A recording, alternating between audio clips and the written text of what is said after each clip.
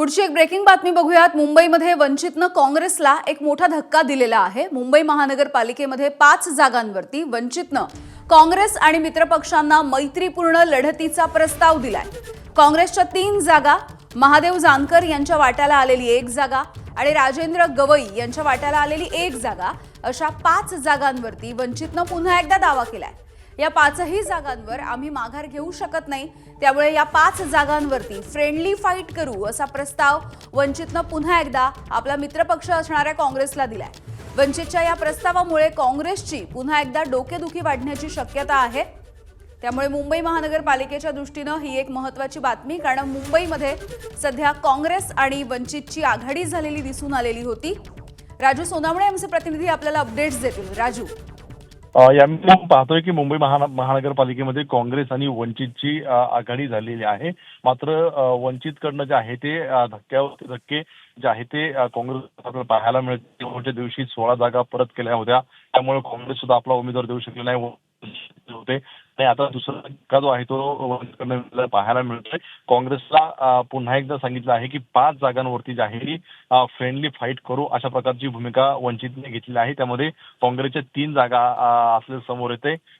राजेंद्र गवई त्यांच्यासोबत आहे, त्यांची 1 जागा आणि महादेव जानकरांच्या वाट्याला आलेली 1 जागा, अशा 5 जागांवरती आपण फ्रेंडली फाईट करू, आम्ही अर्ज माघार घेण्यास तयार नाही, अशा प्रकारचा हा प्रस्ताव वंचितकडून काँग्रेसकडे आलेला आहे। त्यामुळे काँग्रेसला हा आणि मित्रपक्षांना आणखी एक मोठा धक्का जो आहे तो बसताना पाहायला मिळतोय। खरं तर ही फाईट जी आहे ती समोरच्या पक्षासोबत होणं अपेक्षित होतं, मात्र आघाडीमध्ये आता ही फाईट होणार आहे आणि ह्या काँग्रेस आणि वंचितसाठी सध्या 5 जागा महत्त्वाच्या आहेत। त्यामुळे साहजिकच आहे की मतांचं विभाजन होऊन याचा फायदा विरोधी पार्टीला होण्याची दाट शक्यता आहे। त्यामुळे आता काँग्रेससाठी पण हा मोठा एक धक्का आहे। त्यामुळे आता वंचितकडनं आणि काँग्रेसकडनं काही पावलं उचलली जातात का हे पाहणं महत्त्वाचं राहणार आहे, कारण आता अर्ज मागे घेण्याची मुदत निघून गेलेली आहे।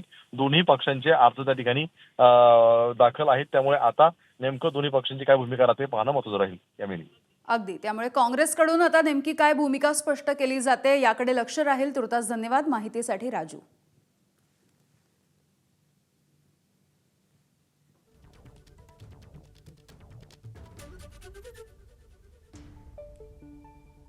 वंचित आता एका ठिकाणी त्यांनी भरलेलं आहे तिथं, आता त्याबद्दल बोलण्यात काय अर्थ नाही। विशेष म्हणजे नाराजी तुमची नाही, आता नाराजीचा काय प्रश्न आहे, आता लढू, ते बी मैत्री पक्षाला आम्ही म्हणून मिळून लढू। आता मग काय करायचं? काँग्रेसने नाही दिला का तुम्हाला? नाही, काँग्रेसने दिलेला शब्द पाळला होता। काँग्रेसने पाळला होता शब्द। काँग्रेसचा काही दोष नाही। काँग्रेसने दिलेला शब्द वर्षाताईनं दिला, हर्षवर्धन सपकाळनं दिला, सचिन सावंत, वंचितने पाळला नाही? वंचितनं आता त्यांच्याशी माझी स्वतः प्रत्यक्षात बोलणं झालं, त्यांच्या जे प्रवक्त्याशी झालं बोलणं, पण त्यांनी भरायलाच नाही पाहिजे होता, एवढीच माझी अपेक्षा होती त्यांच्याकडे। तर याच विषयी बोलूयात। काँग्रेसचे प्रवक्ते सचिन सावंत आहेत आपल्यासोबत। सचिनजी, मुंबईमध्ये वंचितनं काँग्रेसला पुन्हा एक धक्का दिलाय असं म्हणायचं का? कारण आधीच्या 16 जागा खरं तर परत केलेल्या होत्या आणि आता त्यांचं असं म्हणणं आहे की मित्रपक्ष आणि आपल्यामध्ये ही मैत्रीपूर्ण लढत असावी। काय नेमकी भूमिका असेल काँग्रेसची? नाही, सर, या विषयावरती आम्हाला आता माहिती मिळते आहे।